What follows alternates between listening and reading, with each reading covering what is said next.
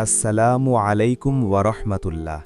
প্রিয় দর্শক, আজ আমি আপনাদের শোনাব একটি এমন কাহিনী যে কাহিনী অন্ধকার থেকে আলোতে ফেরার গল্প।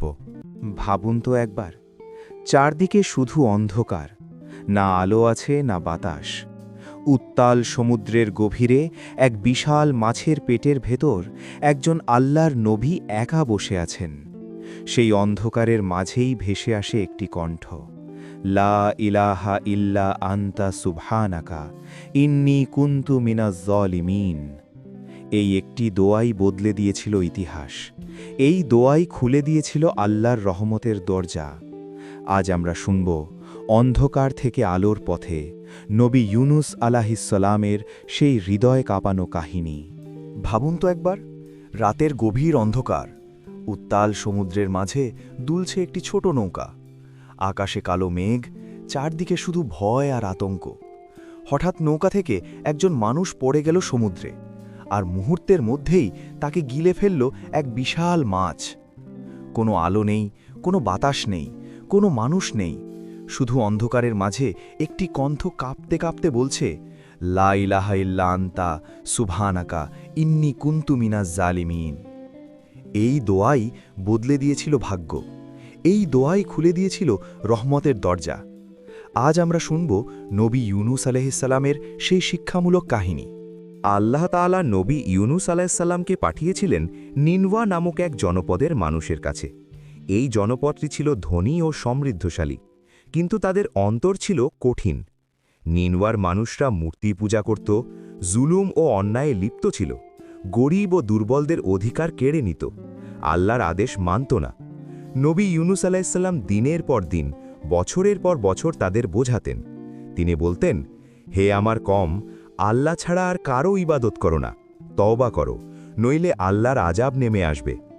কিন্তু তারা নবীর কথা শুনত না, বরং তারা তাকে উপহাস করত, হাসাহাসি করত, বলতো, আযাব কোথায়? যদি সত্য হও, আযাব নিয়ে এসো।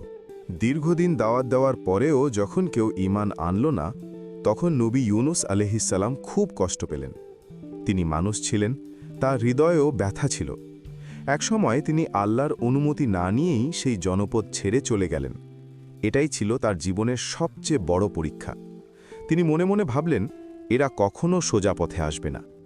উত্তাল সমুদ্র ও নৌকার ঘটনা। নবী ইউনুস আলাইহিসসালাম একটি নৌকায় উঠলেন। কিছু দূর যাওয়ার পর হঠাৎ ভয়ঙ্কর ঝড় শুরু হলো। ঢেউ নৌকাকে গ্রাস করতে লাগল। নৌকার লোকেরা ভয় পেয়ে বলল, এই নৌকায় নিশ্চয়ই কোনো অপরাধী আছে, তাকেই সমুদ্রে ফেলতে হবে। লটারি করা হলো। একবার নয়, দুবার নয়, 3 বারই লটারিতে নবী ইউনুস আলাইহিসসালামের নাম উঠল। তিনি বুঝে গেলেন এটা আল্লাহর ফয়সালা। তিনি নিজেই সমুদ্রে ঝাঁপ দিলেন। আল্লাহর হুকুমে একটি বিশাল মাছ নবী ইউনুস আলাইহিসসালামকে গিলে ফেলল। তিনি মারা যাননি, কিন্তু চারদিক ছিল ভয়ঙ্কর অন্ধকার। রাতের অন্ধকার, সমুদ্রের অন্ধকার, মাছের পেটের অন্ধকার। সেই অবস্থায় নবী ইউনুস আলাইহিসসালাম বুঝলেন তিনি ভুল করেছেন।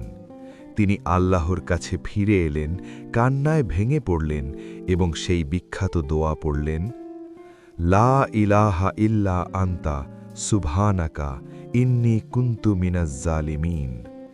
অর্থাৎ, হে আল্লাহ, তুমি ছাড়া কোনো উপাস্য নেই, তুমি পবিত্র, নিশ্চয়ই আমি জালিমদের অন্তর্ভুক্ত ছিলাম। তিনি এই দোয়া বারবার পড়তে থাকলেন। রহমতের প্রকাশ। আল্লাহ তাআলা তার বান্দার তওবা কবুল করলেন। আল্লাহর হুকুমে সেই বিশাল মাছ নবী ইউনুস আলাইহিসসালামকে সমুদ্রের তীরে বের করে দিল। তিনি তখন খুব দুর্বল ছিলেন। আল্লাহ তার জন্য এক ধরনের লতানো গাছ জন্ম দিলেন, যাতে তিনি ছায়া পান ও সুস্থ হয়ে ওঠেন। এদিকে নিনোয়ার মানুষরা আকাশে আযাবের লক্ষণ দেখে ভয় পেয়ে গেল।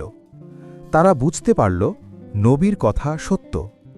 সবাই একসাথে তাওবা করল, কান্নাকাটি করল, আল্লাহর কাছে ক্ষমা চাইল।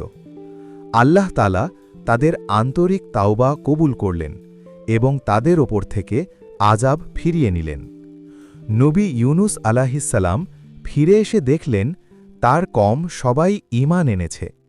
শিক্ষা আল্লাহ রহমত সীমাহীন। তাওবার দরজা কখনো বন্ধ হয় না। হতাশ হওয়া ঠিক নয়। আল্লাহ তার বান্দাকে কখনো একা ছেড়ে দেন না। শেষ কথা, এই কাহিনীটি যদি আপনার ভালো লেগে থাকে তাহলে দয়া করে একটি লাইক দিন, আর এমন আরও বড় ও শিক্ষণীয় ইসলামিক কাহিনী পেতে সাবস্ক্রাইব করে আমাদের সাথেই থাকুন। আল্লাহ আমাদের সবাইকে সঠিক পথে চলার তৌফিক দান করুন। আমিন।